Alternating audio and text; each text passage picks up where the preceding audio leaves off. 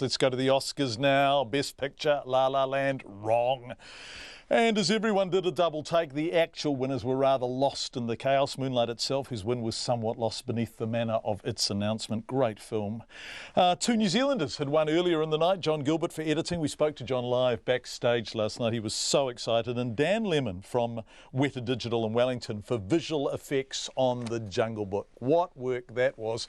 We spoke to Dan the morning after.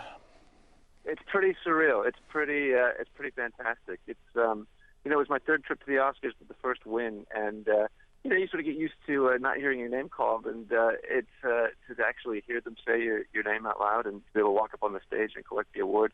It's an entirely different kind of experience. How long does it take when they say your name for you to think, I've got to stand up and do this? Less than a second. It's instantaneous. And it's something that's it's quite funny because I feel like every time we've been, we did good work, really strong work, and you just never know exactly what the Academy is going to decide on the day. So it's you don't take anything for granted, and it's just a fantastic treat to be able to be up there.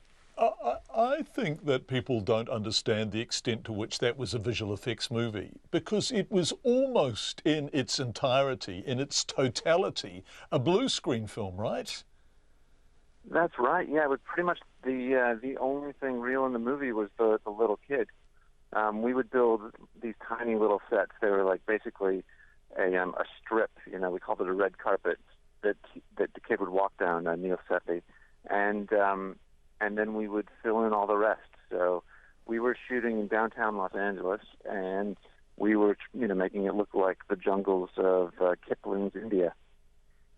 And so every interaction, every tree, every river, swimming, none of it was happening. That's right. I mean, often the thing that Mowgli would touch, that would often be in the play, but certainly not if it was an animal, not if it was anything that was living, breathing. We'd build like a small piece of the temple that he was in. We'd build like one of the stone pillars, and we'd build the little bit that he was walking on. But often we'd have to go back and we'd have to replace that because we had to make it blend into all of the digital extension, the rest of the digital set that we'd build. And so it ended up being, I wouldn't say thrown away, but it was we would replace it with a version that kind of tied into the rest of the environment. So a whole lot of labor there. My team in New Zealand was probably about 400 people, all told, that worked on the movie for anywhere from a year and a half to a few weeks. And and then of course we our kind of compatriots at Motion Picture Company in London and India had another about 2,000 people. So it's an army of individuals to make a movie like that. And Dan, you're visual effects supervisor, right? That's right. I was one of probably 4 or 5 visual effects. Right, and you have. Sorry, forgive me. This is just mind-boggling for those of us who don't understand blue screen. Well, I mean, we understand it theoretically, but not the extent, just how big it is. So you had 2,500 people working under you to make that film. Yeah, that's right. I mean, I had probably about 300 or 400 under me, and then we divide the work up amongst a few supervisors. So I was looking after all of Weta's work, and then there are a couple of companies involved who had their own supervisors, and it's. We're really fortunate at Weta Digital in New Zealand to be able to have all our crew, in the same city. A lot of these, these other companies, they'll have one office in London and one office in Bangalore and one office in Vancouver. And so the poor supervisors, they're up literally around the clock, reviewing shots and giving feedback to people all over the world.